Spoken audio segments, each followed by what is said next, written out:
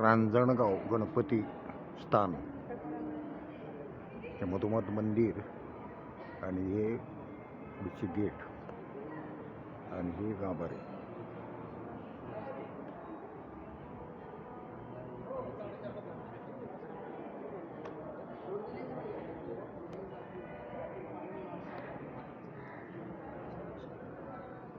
आणि जुनी विहीर.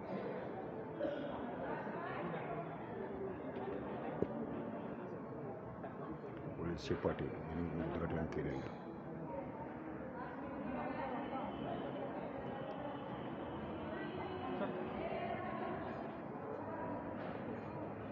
हा लाकडी मंडप